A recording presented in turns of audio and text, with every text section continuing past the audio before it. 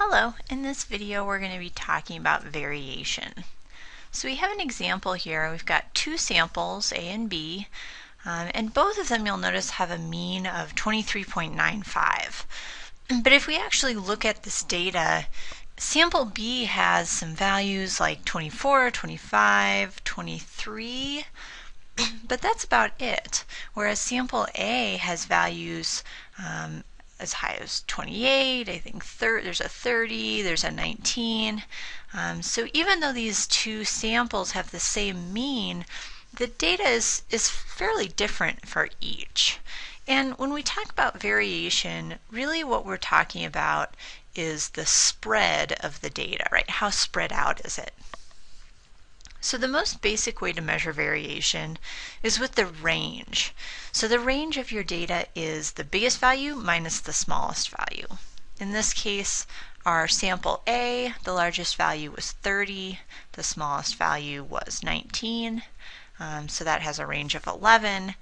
Sample B, the largest was 25, the smallest was 23, so the range of sample B is only 2. So we can tell based on these numbers that our sample A data, of course, is more spread out. So the range is a nice, easy way to look at this.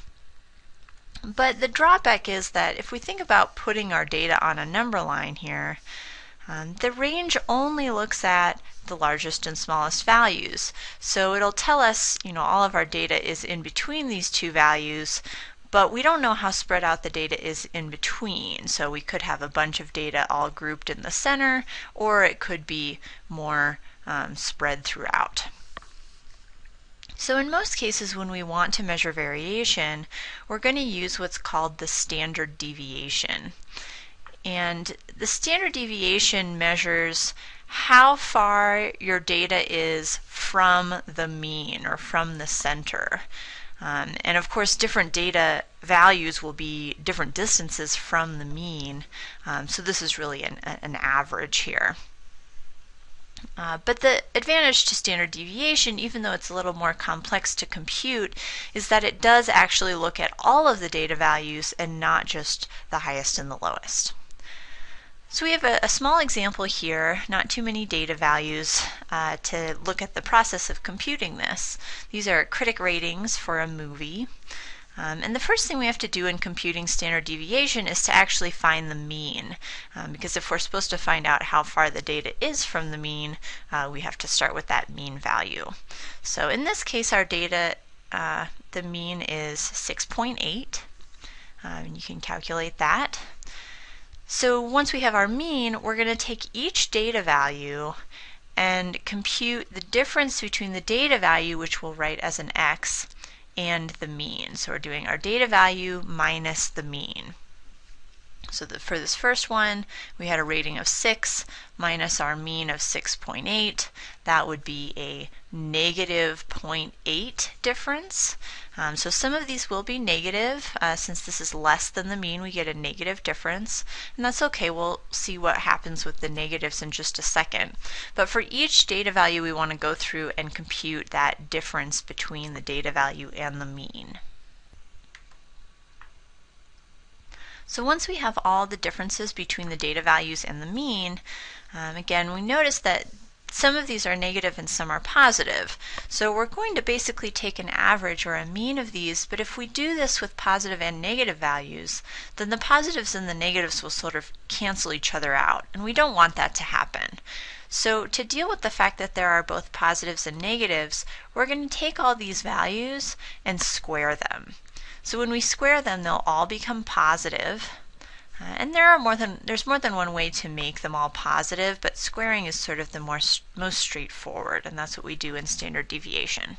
So we want to square each of these differences, and then we're essentially going to compute what looks like a mean of these. So square each difference, and then we're going to add them all up to get a total here. So we've squared all of our differences. We add these up and the total is 34.8.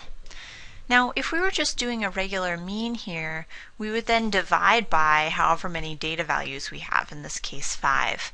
But for a standard deviation, this depends upon whether we're looking at sample data or population data. So I'm going to assume that this is a sample of ratings. And for a sample in standard deviation, we're going to divide not by the full number of data values, but by one less, by n minus 1, or in this case, 4. And this is the degrees of freedom within our sample. So our population will be a little bit different, but for a sample we're going to divide by one less. So in this case this comes out to 8.7. And this is our sort of average here. But because we have squared all of our differences, we need to account for that by then taking the square root of this 8.7 number. And this gives us 2.95 if we round to 2 decimal places. And 2.95 is our standard deviation in this case. So what this says is that these data values range on average by 2.95 units away from the mean. So of course some are further, right? 2 is 4.8 units away, 9 is 2.2 units away, etc. But on average, these data values are, we'll say, about 3 units away from the mean. And as we noted before, the standard deviation does take into account all of our data values and not just that largest and smallest. So we have some formulas for this, right? Sample and population standard deviation. The notation we use here is a lowercase s for a sample standard deviation, or in the population case we use the Greek letter sigma, sort of this loop with a tail. So for the sample, what we did was we took each data value x, subtracted the mean or found the difference, and then we squared those to make sure they were all positive, added them all up, so we're using that summation notation, the sigma notation. And in the sample case, we divide that total by n minus 1, and then at the end we take a square root.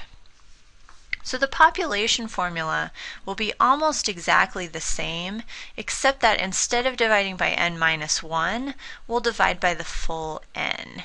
That's the only difference between computing the population versus the sample.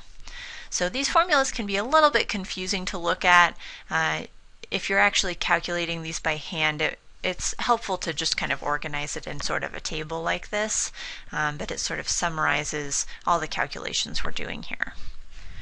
There is a third type of variation that you'll see probably in your textbook, and that is variance.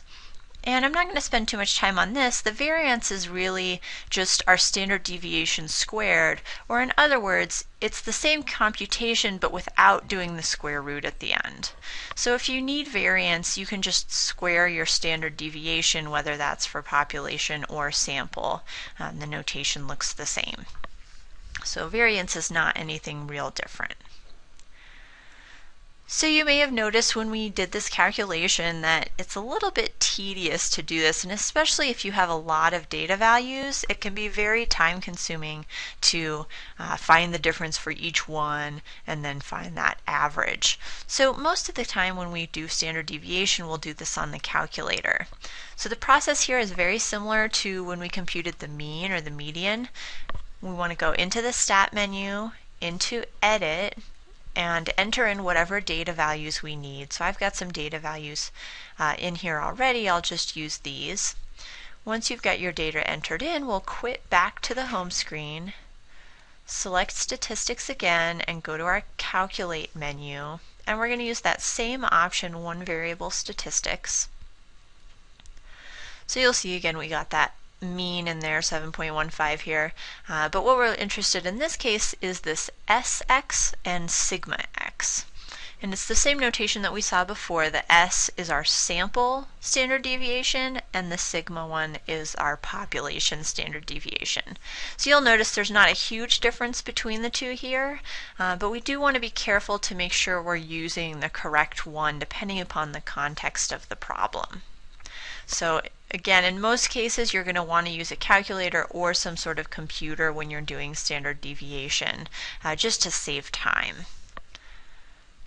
So to finish up here, we've got an example for you to work on. We've got some data here. You want to find the mean and the standard deviation. You want to do this first by hand to practice that computation, and then go ahead and use the calculator and make sure you've got the right answer. That's it for this video. See you next time.